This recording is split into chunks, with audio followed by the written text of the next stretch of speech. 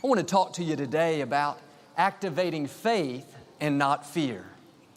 All through the day, we have the choice to believe that either God is in control and good things are in store, or we can go around worried, negative, expecting the worst. I hear people say, I'm afraid I'm going to get laid off. I'm afraid my marriage is not going to last. I'm afraid my children are going to get into trouble. They don't realize it, but they're activating fear instead of faith.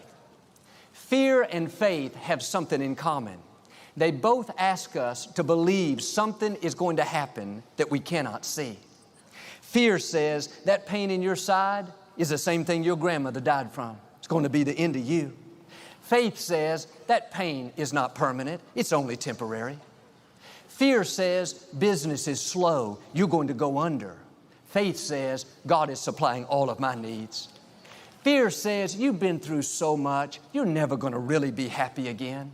Faith says my best days are still out in front of me. Here's the key. Whatever you meditate on is what's going to take root. If you dwell on that fear all day, you let it play again and again in your mind, then you give it a right to become a reality. That's what Job said, the thing I feared came upon me. Fear is using your faith in the wrong direction. Your faith will work in the negative just as well as it will the positive. I was at the doctor's office with our daughter Alexandra one time, and as the doctor was examining her, he began to talk about how bad the flu season was and how he gets it every year. I said, Doctor, do you really get it every year? He said, yeah, Joel, it's just automatic with me. Something about my immune system. He was so convinced he was expecting it. 6 weeks later, we were scheduled to go back for Alexandra's checkup. His office called, said, don't come today. The doctor is out with the flu. I thought his faith is working. He got just what he was believing for. The problem is he was using it in the wrong direction. Just as faith can bring in good things, fear can bring in negative things.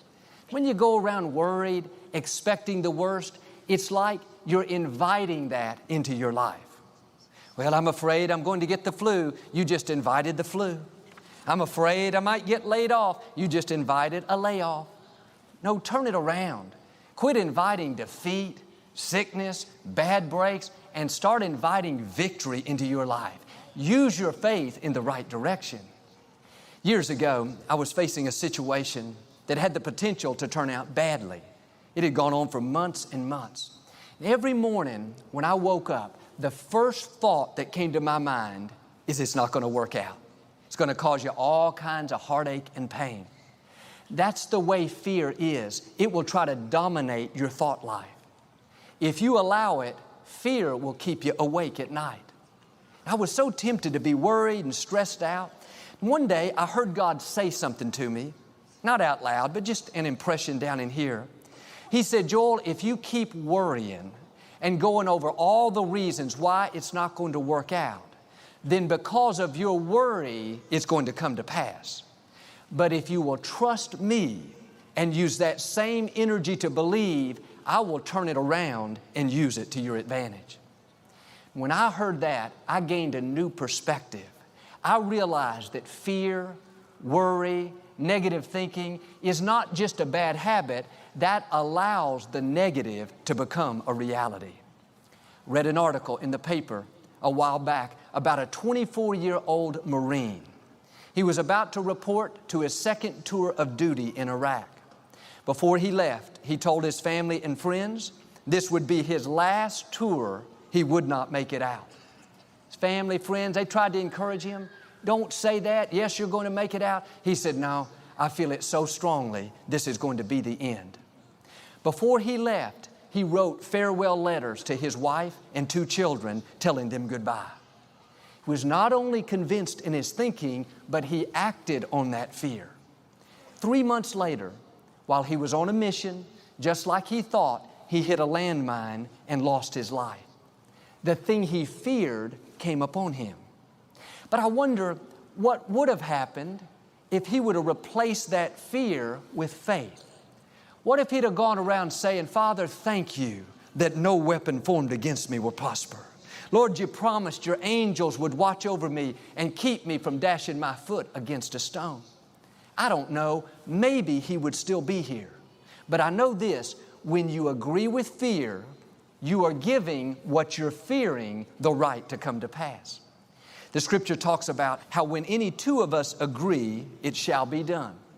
That's a promise that when we stand in faith with another believer, God will do what He said. Well, I believe that principle is true even in the negative.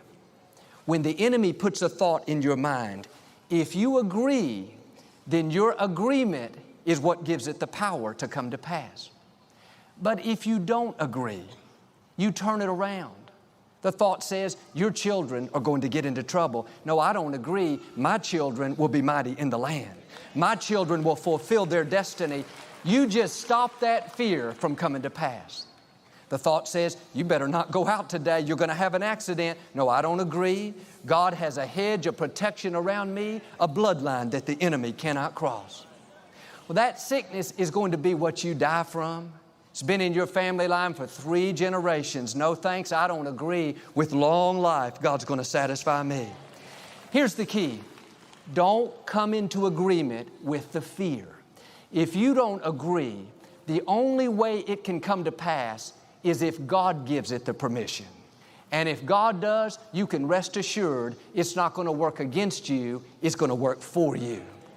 Now pay attention to what you're coming into agreement with.